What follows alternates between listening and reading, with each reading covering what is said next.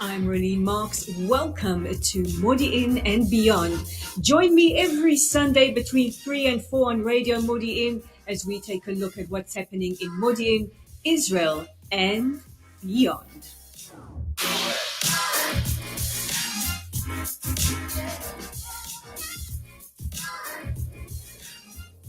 Boker Tov, I'm Rolene Marks. This is Modiin and Beyond, where you guys join me every Tuesday morning between 10 and 11, right here on radiomodiin.co.il, where we take a look at what's happening in our beautiful city, in our magnificent country, and beyond our borders. And just a reminder, if you want to advertise on Modiin and Beyond or Radio Modiin, please be in touch with us via our website at www.radiomodiin.co.il.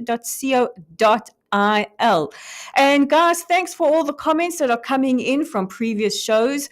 I know you enjoyed our chat the other day with Adam Levick and David Lang and Michael Dixon. We'll check in on them in a couple of weeks as well. But today we have two very, very important guests. I'm so thrilled to be joined in studio by Aryeh Myers. He's a paramedic and from the International Relations Department with Magen David Adom. And afterwards, I'll be crossing back to South Africa. Last week, we spoke a little bit about the bizarre stance that the government has taken against Israel, siding with Hamas, siding with Iran, what the consequences are there. So we're going to be speaking to Howard Feldman. But joining me in studio, Aryeh Myers, welcome to Modiin and Beyond. Thank you very much. Thank you for having me here. Now, I think you're probably one of the busiest people in the country at the moment, being not just a paramedic on the front lines with Magen David Adom, but also a spokesperson in the international arena, making the case for Israel around the world. But let's go back to the 7th of October. I think it's a day that has changed us all forever. I don't think we'll ever go back to being those same people who went to sleep on the 6th of October. Can you walk us through that day? What was that like for you? So obviously in Israel, Friday night was Simchat Torah. All of our shuls, all of our synagogues were filled with people dancing, singing, enjoying the festivities. Overseas, it was the first day of a 2-day festival. But here we'd already been dancing in shul. And 6:30 in the morning, my phone starts buzzing. Now, as a first responder with Magen David Adom, I'm used to my phone buzzing even on Shabbat. I've got it with me 24 hours a day, 7 days a week, and sometimes there are calls in the near vicinity. So I'm used to it buzzing once, and maybe there's a call. Maybe I'll go out on the call, go and help before the ambulance crew arrives. But it buzzed nonstop. Yeah. And rocket attack after rocket attack after rocket attack. It was nonstop. For the first 15 minutes, we thought this was just a large barrage of rockets. We know these happen from time to time. There are skirmishes from time to time between Israel and Hamas. But very quickly, this became obvious that this was something extraordinary. This was something much bigger than just a rocket attack. When we started receiving reports from our volunteers, from our staff in the south, who started reporting one of the horrifying calls that I've heard the recording of was the ambulance driver, ambulance number 1367, calling up the Lachish dispatch and saying, there are terrorists in Sderot, there are terrorists in Sderot. And he'd just been shot at. I can't imagine what it is like to receive those calls, because we were watching with horror and anxiety and also seeing the footage of Hamas terrorists shooting RPGs at ambulances, trying to prevent them getting to where they needed to be. But as a first responder on the ground, knowing that time is critical, not only just to save lives, but also your colleagues are out there under tremendous fire. I can't wrap my head around what that must have been like. So the fact that not only our ambulances came under attack. I mean, I don't know if you've seen the video, but there's a video, one of the GoPros from one of the terrorists who walked into Be'eri, and one of the first things you see is they walk up to the hut where the community ambulance, the Magen David Adom ambulance, is stationed. and they take shots directly at the ambulance to ensure that any response that might come now can't. It's completely unprecedented, certainly in my memory, and I've been doing this job for over 20 years, where ambulance crews are targeted directly in this way. And like I said, we lost 3 members of our staff on the first day. One, a paramedic who was treating people in a makeshift clinic in Be'eri, and she held out there for several hours until terrorists broke into the clinic, and she was killed. Her name was Amit, right? Amit Man, nachon. And another one who was directly shot at in the ambulance, who was killed. Another one who was shot at in the ambulance was injured. Again, coming under direct attack. We hear all these calls for the Red Cross, and again, we're Israel's Red Cross society. For the Red Cross is not a target, but in those hours on that day, Magen David Adom was very much a target, because the way that the terrorists looked at it was that not only are they out to kill as many people as they can in the most horrendous ways, but we're also going to prevent anybody being able to come and help them. What I think they didn't build on or didn't rely on was the determination of our volunteers, of our staff, finding any possible way to do it. It meant that within a very, very short period of time, once we understood the scale of the incident, that our Director General, Eli Bean, ordered all of the bulletproof ambulances that we have in central Israel, in Judea and Samaria, ordered all of those bulletproof ambulances to head down to the south, because again, we understood that we're going to need those to get to the casualties, to get to them, to treat them, and then to evacuate them to the hospitals.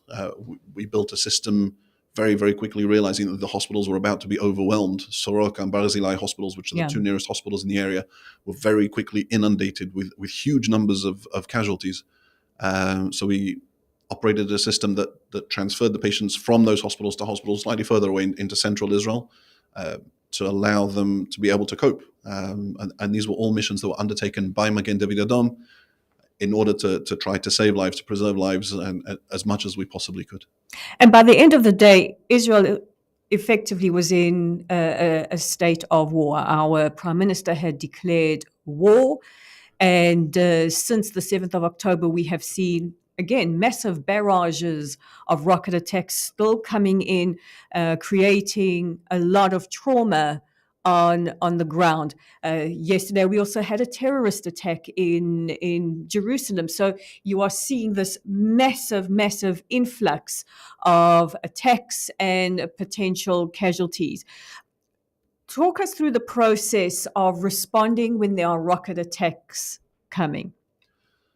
So I can give you an example from my personal experience. That the night of the 7th of October, I went down into the south, and I did a shift in Ashkelon, which is just a few kilometers outside of the Gaza Strip. It's one of the biggest cities that gets hit by the most rockets. And we were dispatched to a call to a building that was hit in a direct rocket strike, to a family of 4 people, 2 parents, two kids, 4 and 2, if I remember right, little kids. And while we were en route to that call, we came under fire, and we had to stop. And it's a bizarre sort of existence, reality, call it whatever you want, that as we were driving to the call, we kept looking out for where the nearest shelter is, so that we would know if we had to stop, where we could stop and seek shelter. And twice on the way to that call, we had to seek shelter. We then had to take into account that we have 4 casualties. 4 casualties. Under normal circumstances, we would never take 4 casualties in one ambulance. It's not safe. It's you want to be able to treat everyone. Yeah. So we'll take 1, we'll take 2. That's usually what we're limited to. But we had a family of 4. There weren't enough ambulances for the number of calls that were coming in. Normally, Magen David Adom will take about 5,000 to 6,000 calls within a 24-hour period. On that day, we took 20,000 calls. Wow. And it meant that, again, our crews were under fire, directly under fire. Whether they were being shot at by terrorists in Sderot, whether it was ambulances on their way to calls, like I had on the way to the call, where there was a red alert siren, we had to seek shelter. And we had to find the way to work through that. And one of the most remarkable things, I've only done 1 shift down in the south. The most amazing thing is to see the staff that work there full time. and they're going from shift to shift to shift, from call to call, from red alert to red alert, and they keep doing it. And on the 7th of October, we had makeshift clinics in a paramedic's house in Sderot. Like we said, with Amit, who opened up this clinic in Kibbutz Be'eri. And this happened all over the place. People responded in the best way they could, despite the fact that they were themselves very much under threat, under constant rocket fire. And Magen David Adom was there. Now, you are our physical first responders, but what happens when the physical first responders need some emotional first response? Because the scenes that you are dealing with are, anyway, we're hearing the testimony beyond what the human mind can comprehend.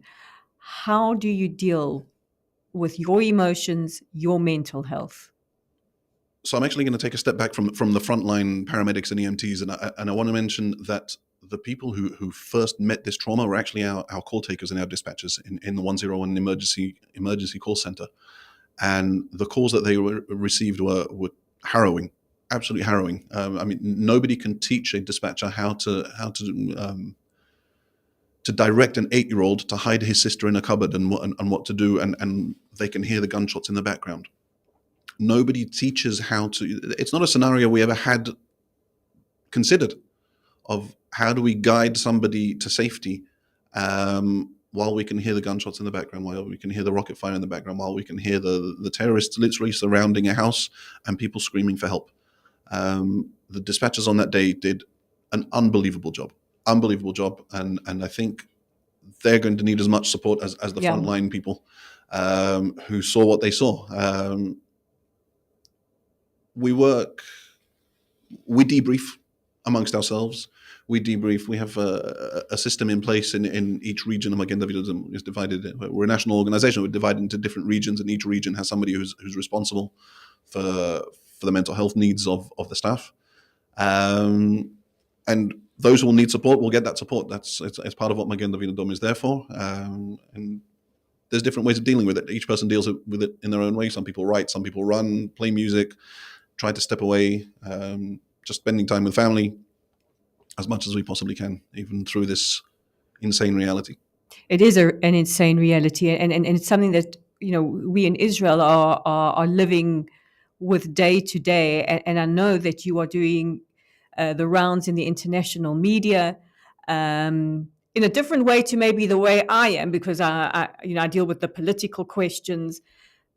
What have you found the response like from international media speaking to you, trying to understand the reality on the ground that day and through this war? So from a Magen David Adom point of view, there's several levels. Number one, you have to understand that Magen David Adom is government mandated, but not government funded. Okay. So since 1950, I mean, MDA has existed since 1930. Since 1950, by law, we've been the national EMS and blood services organization. Nevertheless, we don't get actual government funding. So what we've had to now work very, very hard at is to get funding to replace the ambulances that have been damaged and destroyed, to replace the huge amount of equipment that has had to be used, to source that sort of equipment. So there's that side of it, the logistical side of preparing for what may come next, for being able to continue providing the service to the people of Israel. And there's also to get the story out there. And the realities that we've seen, I'm sure you've seen, for example, Gilad Erdan, who's been doing an incredible job in the United Nations.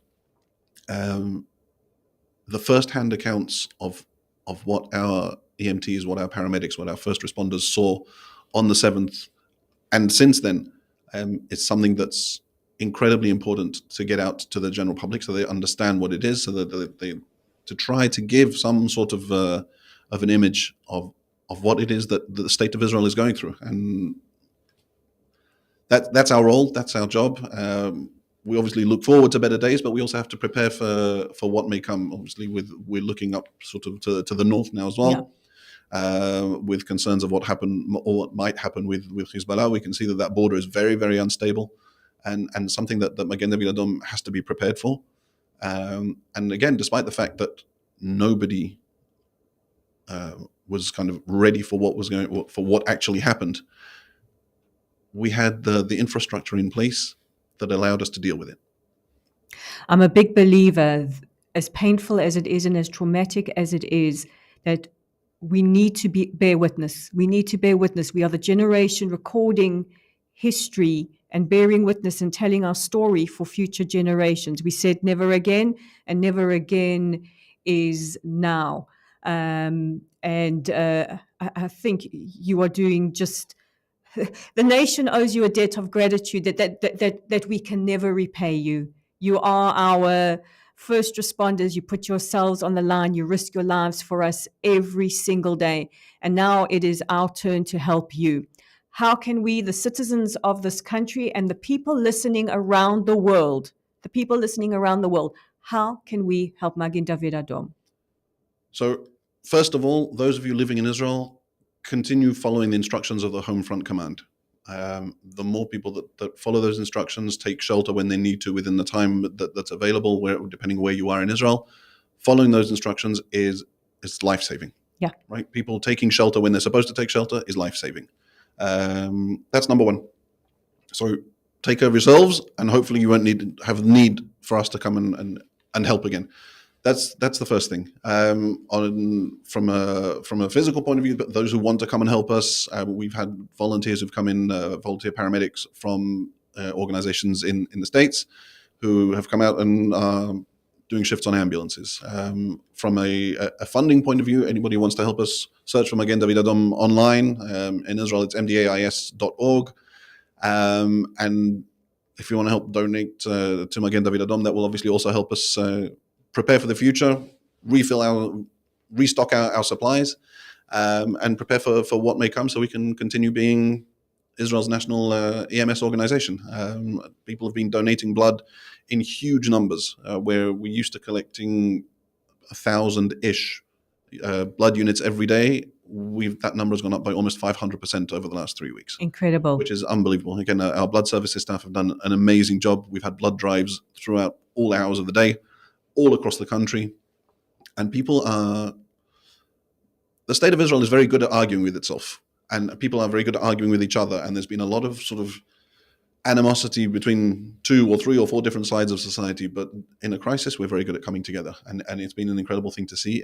We're seeing it inside the state of Israel, and we're seeing it from outside of Israel as well. We're seeing a lot of support from people we wouldn't have expected to receive that support, whether it's financial, whether it's a show of solidarity, whether it's from governments, whatever it is. We're seeing that today, and Magen David Adom will continue to be here for the people of Israel for as long as you need us. That's what we're all about.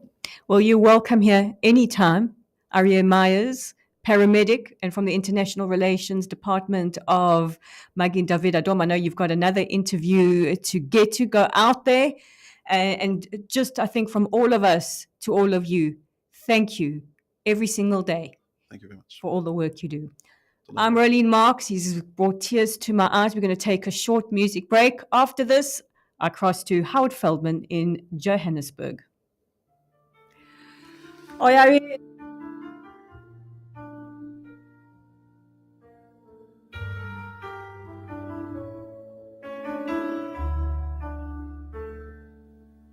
כשהלב בוכה, רק אלוקים שומע, הכאב עולה מתוך הנשמה, אדם נופל לפני שהוא שוקע, בתפילה קטנה חותכת הדממה, שמע ישראל אלוקיי, אתה כל יכול, נתת לי את חיי, נתת לי הכל,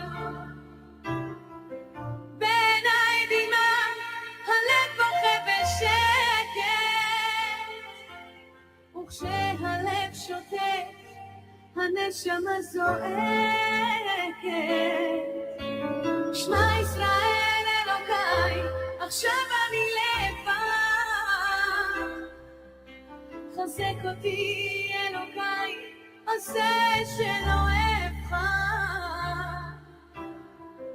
הכאב גדול ולאן לברוח, עשה שיגמר כי לא נותר בי כוח. כשהלב בוכה הזמן עומד מלכת, האדם רואה את כל חייו פתאום. אל הלא נודע הוא לא רוצה ללכת, לאלוקיו קורא על סף תהום. שמע ישראל אלוקיי, אתה כל יכול. נתת לי את חיי, נתת לי הכל. בעיניי דמעה, הלב בוכה בשקט, וכשהלב שותק, הנשמה זועקת. שמע ישראל אלוקיי, עכשיו אני לבד. חזק אותי אלוקיי, עשה שלא אבחר. הכאב גדול ואין לאן לברוח, עשה שיגמר כי לא נותר בי כוח.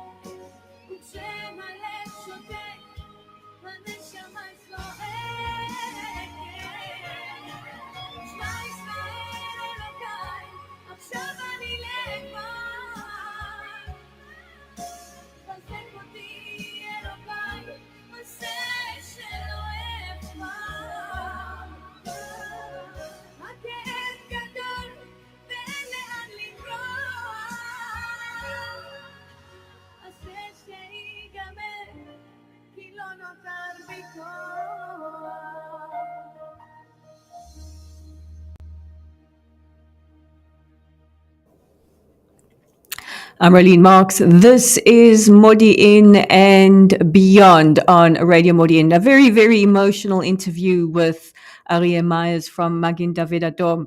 I know that it's not hard to cry these days, but when you hear the extraordinary stories from the front line, I think we need to do everything we can to hold our first responders, to support them as much as we possibly can. Now, Modiin and Beyond, sometimes we like to go outside of our borders, and now we go to a good friend of the show, Howard Feldman, writer, broadcaster, and best-selling author in Johannesburg. Howard, it's almost like I haven't spoken to you already today. Yeah, it's been a few hours now that we haven't spoken. How are you, Rolene?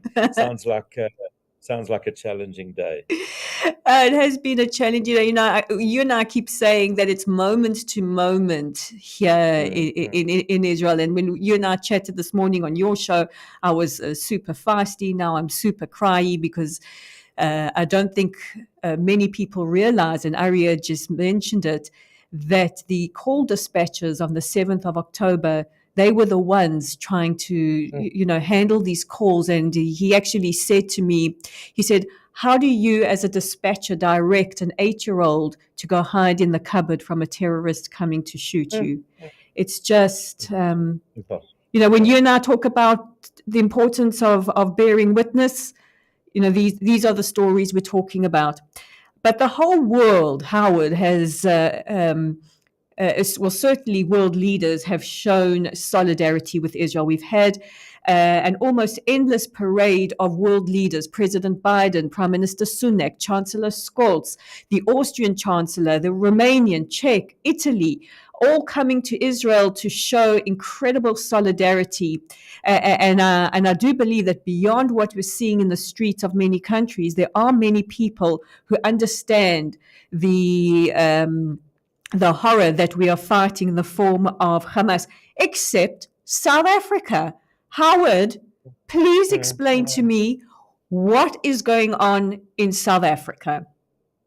So I think what we have to do, Rolene, is absolutely distinguish South Africans from the ANC government, because in fact, I'm busy writing an article for the Jewish Report this week, where I'm actually saying that I think we've got the worst anti-Semites in the world here. And like, I don't want to encourage anybody. It's not a call to action, obviously, but the reality is that South Africans, I think there are a couple of reasons for it. I think South Africans have real issues. We are on the brink of very much a failed state. We have electricity issues, water issues, infrastructure issues.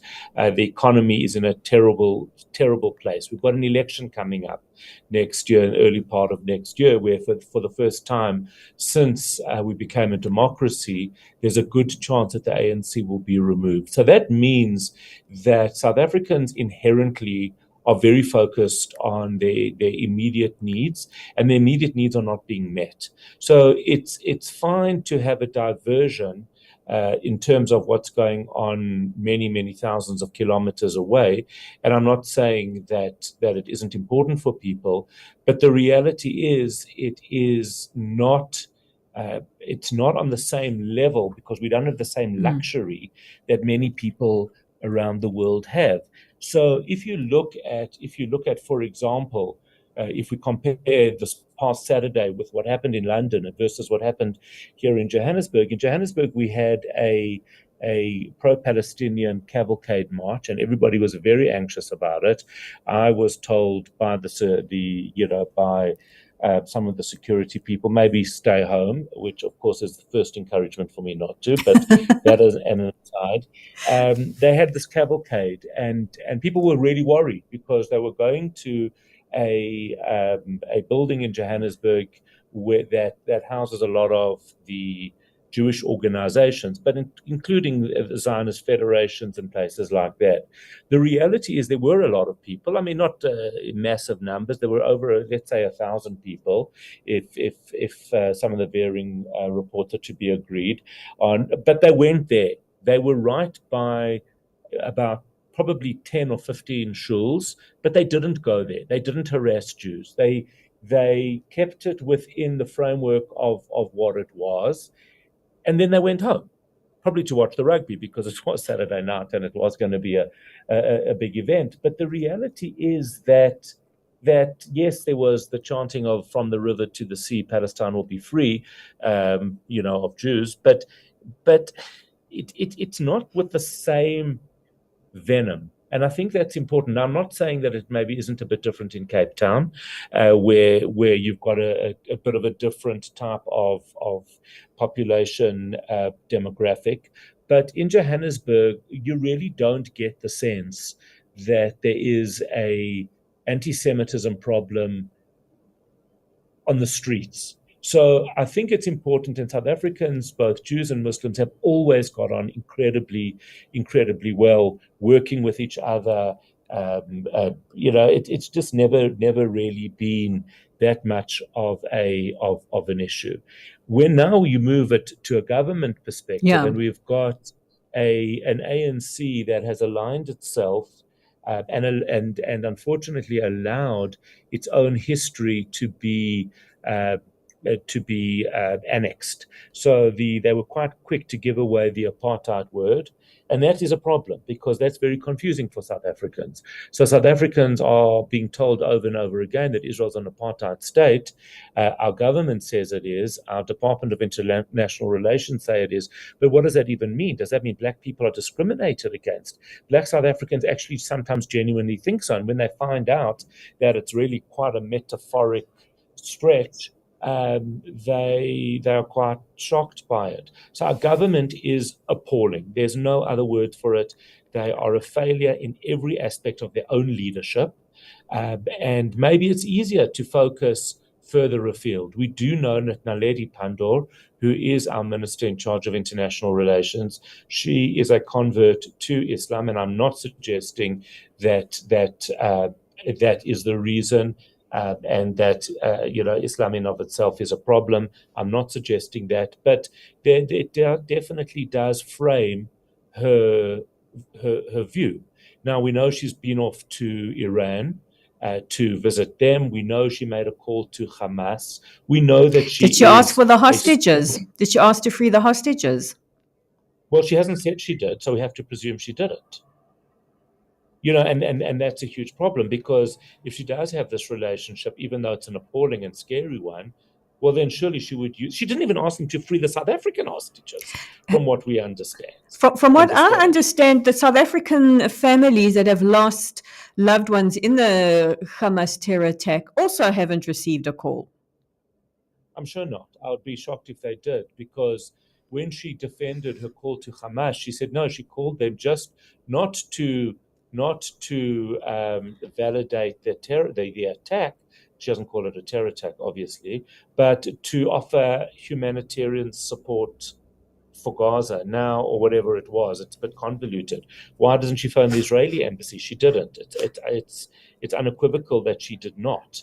They also put out a statement yesterday, which was one of the most appalling statements I've seen, asking for a ceasefire, but using unsubstantiated information. A family in Pretoria lost 30 members, and a family, we spoke to, lost 25 members in Gaza, and taking a very personal attack swipe at Zev Krengel. Appalling from a government office. They have subsequently, I tweeted out this morning, and about an hour later, it in fact has been removed from their website. You can't see it now.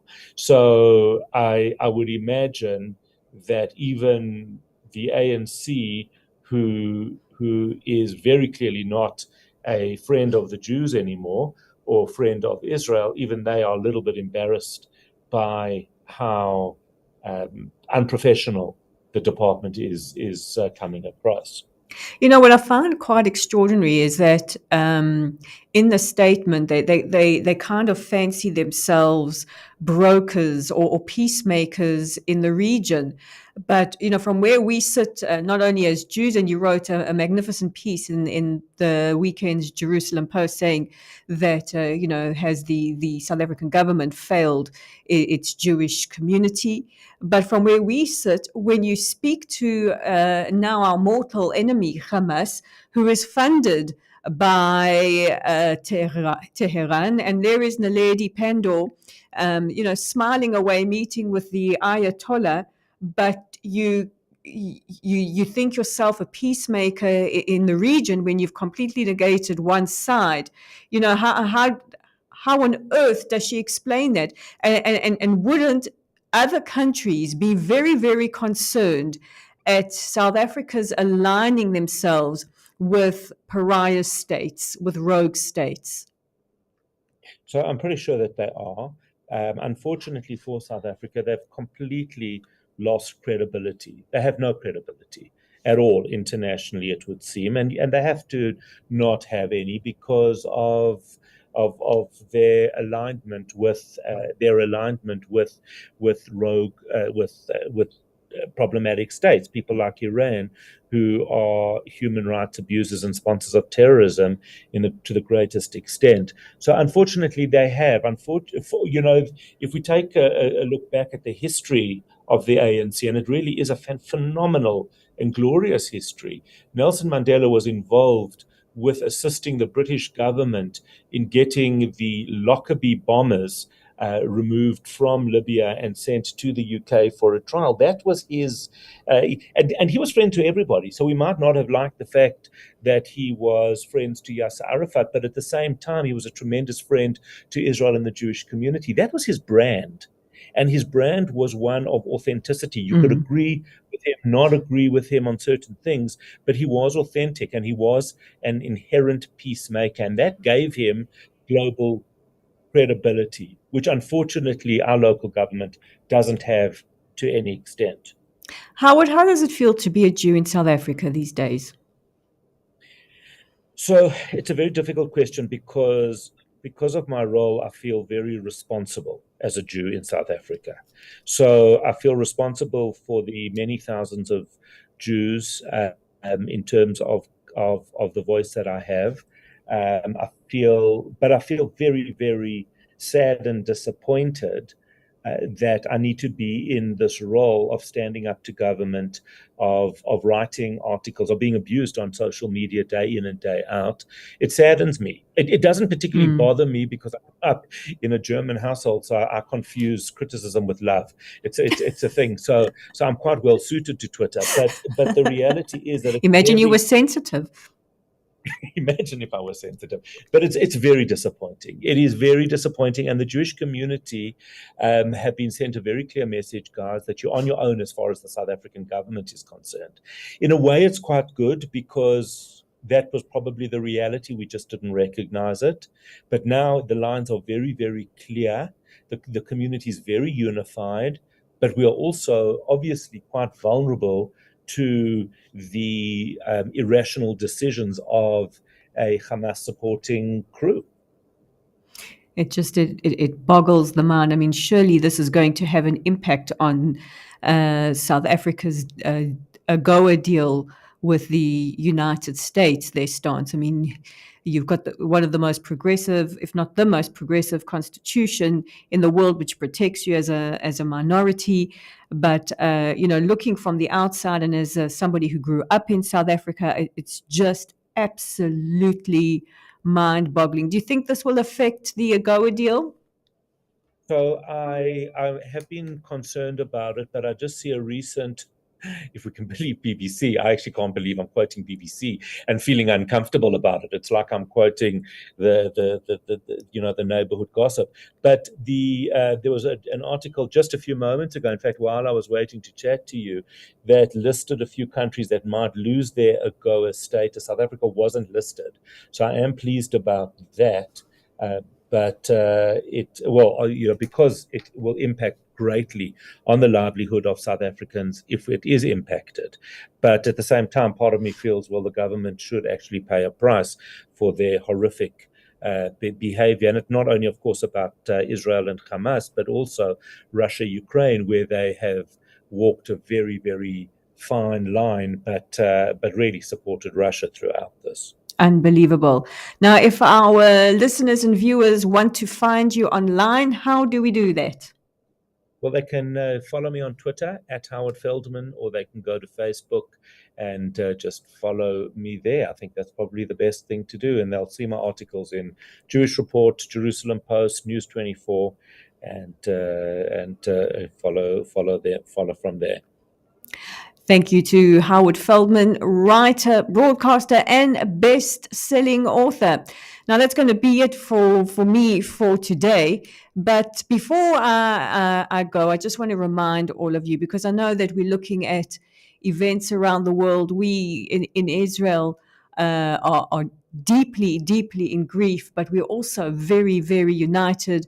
We know our task moving forward, which is to win this war, to stand 100% behind our soldiers, our armed forces, as they go out to defend us on land, sea, air, and dare I say as well, airwaves. And it's just a reminder to you guys out there, remember on whose shoulders we stand.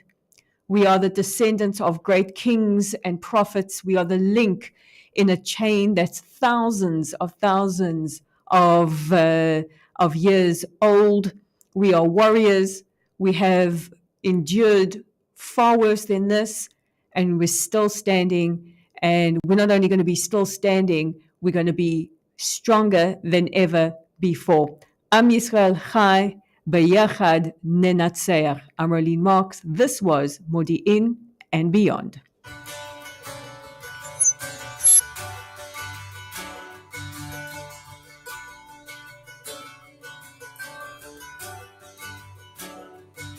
And I'd give up forever to touch you, 'cause I know that you feel me somehow. You're the closest to heaven that I'll ever be, and I don't wanna go home right now. And all I could taste is this moment, and all I can breathe is your light. And sooner or later it's over. I just don't want to miss you again. And I don't want the world to see me, 'cause I don't think that they'd understand. When everything's made to be broken, I just want you to know who I am.